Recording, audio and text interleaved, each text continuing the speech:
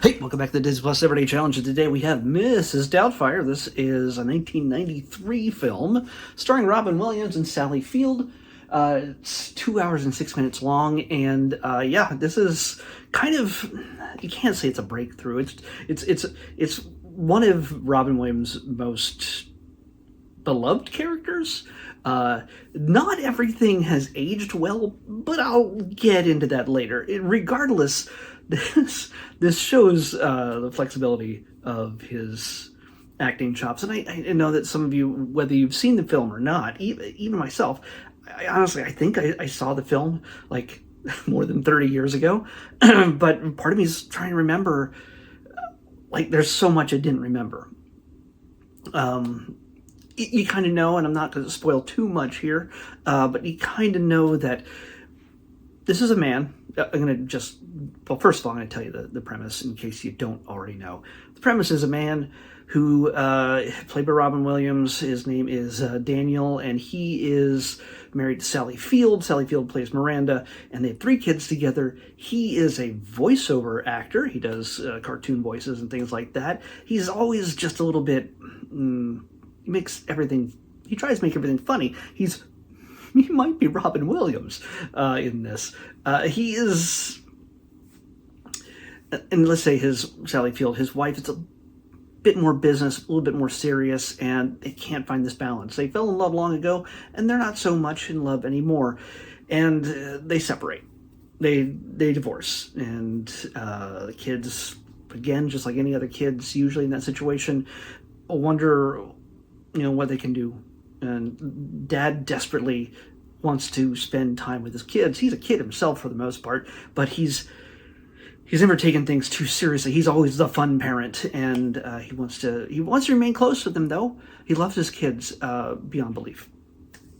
But in order, because of he can't seem to keep a job, or he can't seem to just be responsible. There's kind of a judgment against him that keeps him away from his children. That if he cannot do certain things within a certain amount of time, his kids will not be allowed to be seen by him privately. Like, you'd have to have supervised attention. That's not an unusual thing depending on some divorce parents.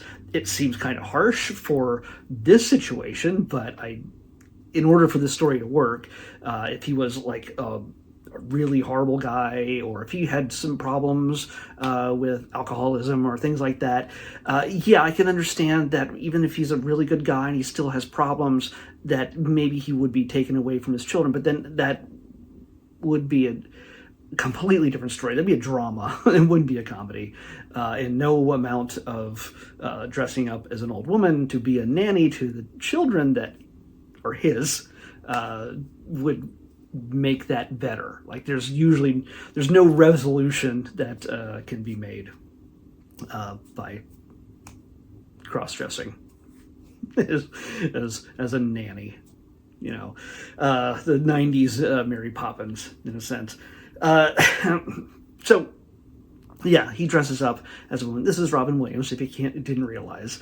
And some people look at him and go, like, of course it's Robin Williams. How would you not know that's Robin? Because we know it's Robin Williams.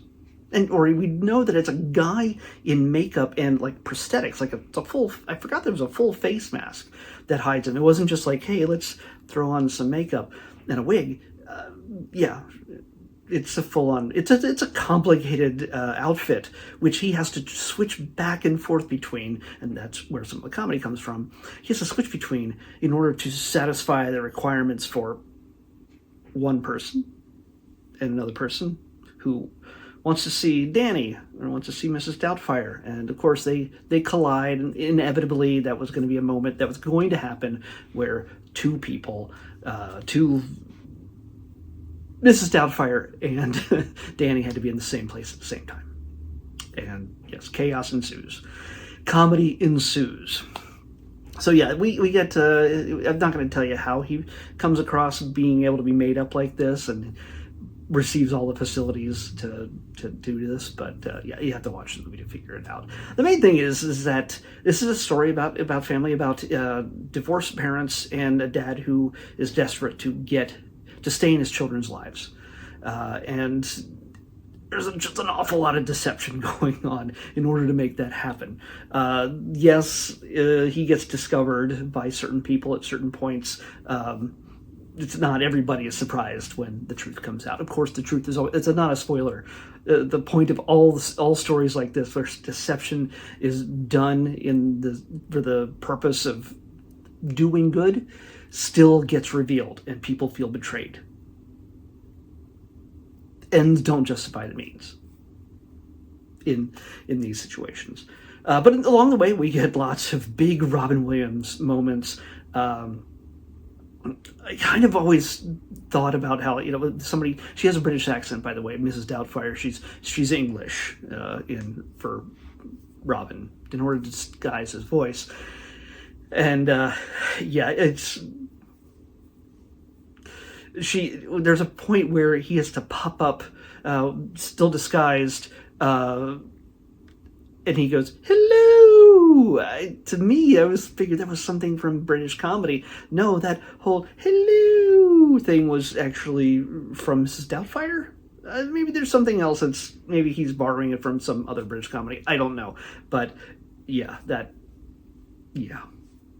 Mrs. Doubtfire is the hello voice. So that is very funny to realize that. So we get just basically, this is a vehicle for Robin Williams just to go nuts. As usual, you get the feeling that this had to be scripted, but for the most part, I imagine there's a number of lines in here, whether that they were written by comedy writers or himself. Some of it had to be also ad-libbed, and some of it is just, it's rapid fire. It's just it's some glorious moments. I mean, a lot of us who grew up with stand-up comedy, or we saw him, Mork and Mindy, or saw him do so many other films, Jumanji and Good Morning Vietnam. Just the whole gamut of things, from kids stuff to very mature stuff, and this runs somewhere in the middle. There is a number of this is not a children's film, but even though you got children in it, and we also got James Bond. Yeah, Pierce Brosnan's in it too. It's Mara Wilson also plays the youngest daughter. Her as who is she? She's one of those Matilda. Was she was Matilda, right? Yeah, Matilda. She was Matilda. So she's in this as well. And Matthew Lawrence. Matthew Lawrence is his son, and Lisa Jacob is his oldest daughter. So, there's a number of familiar faces throughout this. Harvey Weinstein plays his brother, they're a gay couple. This is set in San Francisco in the 90s. And surprisingly, the part where it doesn't age too well is the sort of, I don't know if I can call it transphobia, but it's, let's just say, one of the kids, when they find out that his dad is Mrs. Doubtfire. Okay, I just said his, so it's the son. When the son finds out that his dad is Mrs. Doubtfire, he's super freaked out. Yes, okay, that can be a little upsetting when you see Mrs. Doubtfire standing at the toilet and peeing. Yes, and then she drops the register of her voice to sound like your dad. You're completely fooled, and you're trying to reconcile these two worlds. And he won't even hug his father, like it's gross. And when he tells his sister, and they're ready to pick up weapons to stab this horrible man who barely has a penis and wears a dress, is in their home. Yes, I can understand there's a little bit of, whoa, we didn't know what we were dealing with here, but there's just also, that's an alarming amount of yes, there are predators out there. Okay, predators. Yeah, I can understand that now. Yeah, you don't, maybe he's grooming them. It's just, it had to be a really weird balance to be able to write that scene, to be able to put that scene out there And then there's a lot of interesting balancing acts throughout this movie, including just how they deal with divorce, how they deal with parents who dealing with custody of children. I've gone through it as the kid. Parents aren't always really good at handling custody and time and sharing the kids across families. It's never a fun thing. But most of that's overshadowed by all the funny stuff that Robin Williams does, which, again, he's genuinely hilarious in everything he does. So, yeah, there might be some rough patches at different points in this film by today's standards. I guess in 93, everybody who would have a man who would have put on a dress, but whether they're cross-dressing or trans or anything, would have be seen as some sort of monster, and it's just not how it is. But okay, yeah. This movie does deal with so many dramatic elements and some really touchy subjects. It is mostly about the comedy, and don't let anybody tell you that it's horrible. Yes, this is a movie that could only be made at this time. Not only because of the technology and everything else, it's just, yeah. Try to do Mrs. Doubtfire in 2025. See what happens. It doesn't get off the ground. I'm just telling you right now. It can only happen in 1993 or earlier. But by the way, a lot of people back in the 80s even were always dressing up as guys or girls, or they're trying to pretend something they're not, or they are inside. It's a lot of stuff going on in the 80s. Or being black when you're white. Yeah, that happened in a movie. I will not say the title because I can't also remember it. So, yeah. There's lots of what would you do walking in someone else's shoes kind of situations. And yeah. Daniel handles it adeptly, but there's lots of trouble along the way. Therefore, comedy. So it ends in a sentimental note. So it's actually sweet and serious between all the comedy. And yes, when it comes to the music, you get "Walk Like a Man." You get is it Frankie Valli? It's "Walk Like a Man." You get Aerosmith's "Dude Looks Like a Lady." Yeah, you get all those musical drops throughout the film.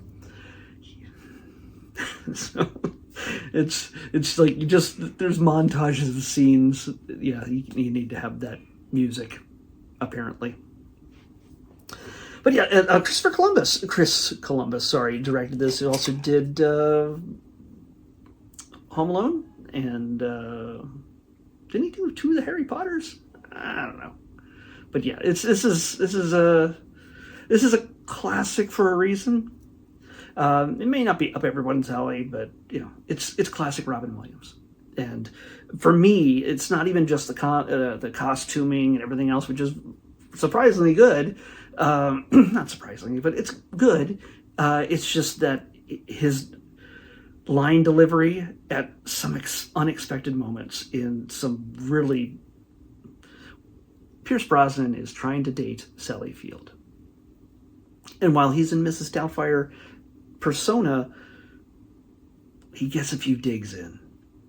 And they're beautiful. They're just really, really, really well done. So, yeah, check this out when you get a chance. If you haven't seen it before. This deserves a watch. I feel like I've seen it, but it feels brand new to me. Let's pick tomorrow's episode. See if we can find something brand new. 191. Come on. 191. Oh, we got another movie. And it's a movie that I had not seen. But it's a Disney film that most people have not seen. And it's a recent Disney film that most people have not seen. I don't know if it's Pixar or not. Is it Pixar? Let me slide over here. No, I don't think it's Pixar. It's one of those films that fell into the unfortunate pit of the COVID era, and yeah, I just don't think a whole lot of people got to see it. So hey, here's my first time. That's what this is all about. Let me see everything on Disney Plus. We're going to be watching Strange World. Yeah, nothing to do with Doctor Strange. Nothing to do with Marvel. This is animated film, and yeah, I'm looking forward to it. It's other worlds and stuff like that. So we'll see how good it is, or how bad. Strange World is what we're watching next on the Disney Plus Everyday Challenge. I'll see you back here tomorrow with that.